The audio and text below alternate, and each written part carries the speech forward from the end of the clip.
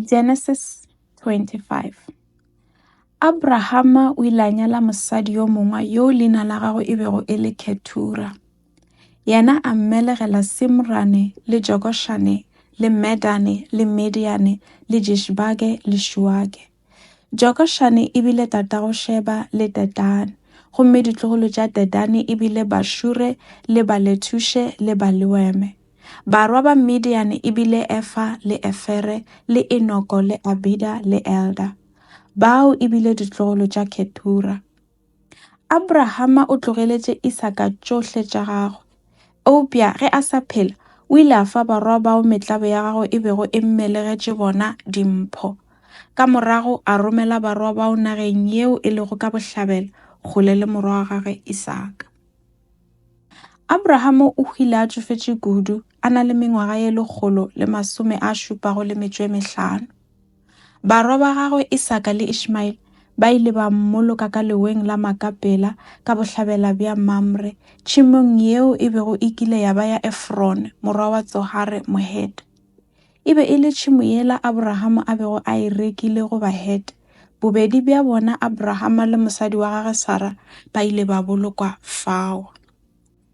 Ka morago ga lehu la Abraham, Modimo o ile a šogofatša morwa wa gagwe Isaka, yo a bego a dula kgauswi le sediba sa mophela a mpona. Tše ke ditlogolo tša Ishmaele yo Hagare, lekgobagadi la moegepeta la Sara a mmelegetšego Abraham. Šea maina a barwa ba Ishmaele ka tatelano ya matswalo a bona. Wa mathomo e bile Nebayote, gwa latela Kedara, Abutiele, Mibesamo, Mishma, Duma, Maza, Hadade, Tema, Jeture, Nafishe le Kedema. Bona e bile baetapele ba dikgoro tše 12. Gomme maina a bona a fiwa metse ya bona le mafelo a go hloma mešaša. Ishmael o be a na le mengwaga ye 130 ye e šupago ge a ehwa. Ditlogolo tša Ishmael di be di dutše nageng yeo e lego gare ga Habila le Shure ka bohlabela bja Egepeta, tseleng ya go ya Asiria.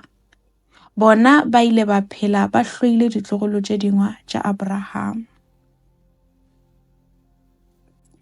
Šidi ditaba tša Isaka, morwa wa Abraham. Isaka o be a na le mengwaga ye 40 ge a nyala Rebeka, kgaetšedi ya Laban, morwedi wa Bethuel, Moaramo wa Mesopotamia. Ka ge Rebeka a be a sena bana, Isaka o ile a mo rapelela go morena. Morena a kwa thapelo ya gagwe, gomme Rebeka a ima. O ile a belega mafahla, gomme pele ga ge ba ka belegwa, ba šušumetšana ka teng ga gagwe. A re, ke go reng ke hlagelwa ke taba ya mohuta o? Ka gona a yo botšiša morena. Morena a re go yena, ditšhaba tše pedi di ka popelong ya gago. O tla belega merafe ye 2 ya go se kwane. O mongwe o tla feta o mongwe ka maatla. Morwa o mogolo o tla hlankela moratho. Nako ya gore a belege ya fihla, gomme a ba le mafahla a bašimane. Wa mathomo e be e le mohubetšwana, mme letlalo la gagwe le swana le seaparo sa boya. Ka gona a rewa leina la Esau. Wa bobedi a belegwa a swere serethe sa Esau, a se dišitše, ka gona a rewa leina la Jakobo. Isaka o be a na le mengwaga ye 10 a selelago ge ba belegwa.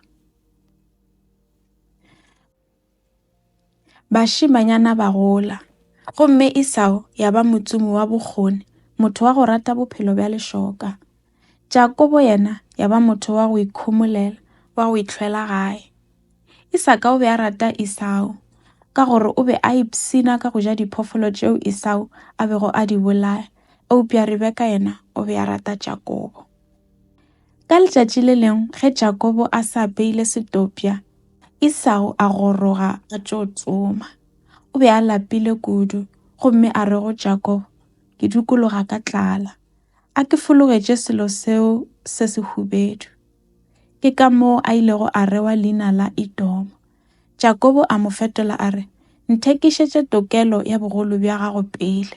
Esau a re go lokile, ke kgauswi le go hwa, bogolo bo nkgolang, Jakobo a mo fetola a re, nkenele pele. Esau a ena gomme a rekišetša Jakobo tokelo ya bogolo bja gagwe. Ke moo Jakobo a mo filego senkgwa a ba a mo tšhelela le setopia sela. Esau a ja, a nwa, gomme a emelela a sepela. Ke ka moo a ilego a nyatša tokelo ya bogolo bja gagwe.